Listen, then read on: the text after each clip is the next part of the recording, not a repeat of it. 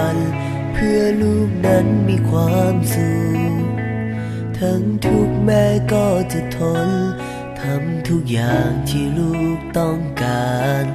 อาจจะท้อได้บางเวลาแต่ยังมีลูกอยู่ข้างกายพร้อมจะเป็นกำลังใจบ่หวั่นไหวต่อสิ่งใด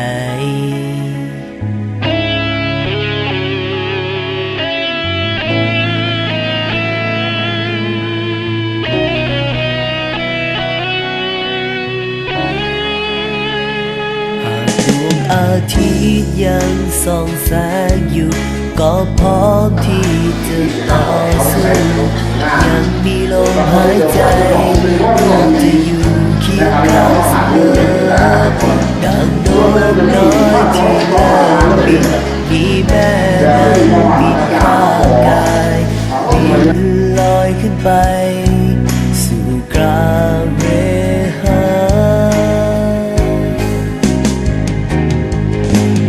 หวังสิ่งตอบแทนขอเพียงลูกนั้นเป็นคนดีเท่านี้แม่นั้นก็สุขใจบอกมีคำอธิบายพาคุณแม่นั้นยิ่งใหญ่ให้เอาจักรวาลบนทะเลก็คงบ่พอบ่อาจจะลืมพาคุณที่เลี้ยงลูกมาจนใหญ่โตสั่งสอนให้เป็นคนดีลูกขอกราบลงตั้งแม่บ่ได้คิดอ้างกตัญญูหูบุญคุณแม่นั้นเหนือกว่าสิ่งใด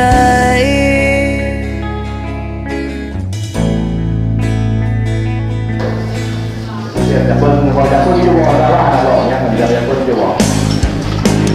ได้จะเพิ่งบอกโอ้บอกดูว่ามันเพิ่งเรียนบอกโอ้ปฏิบัติก็ไม่ดี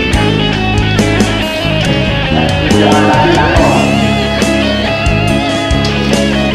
เอาไปหน่อยเอาไปที่ร้านเลยก่อนแล้วถึงจะมา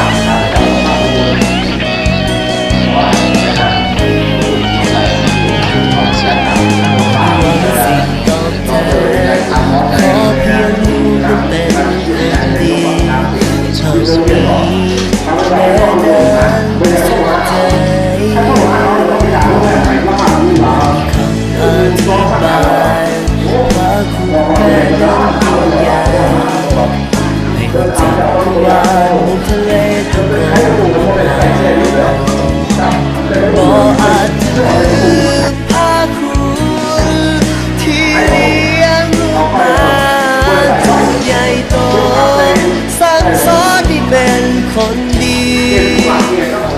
ลูกขอกราบลงตั้งแม่บ่ได้คิดอ้างกตัญญูหูบุญคุณแม่นั้นเหนือกว่าสิ่งใดที่เลี้ยงลูกมา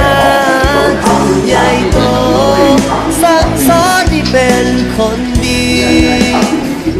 ลูกขอกราบลงตั้งแม่บ่ได้คิดอ้างกตัญญู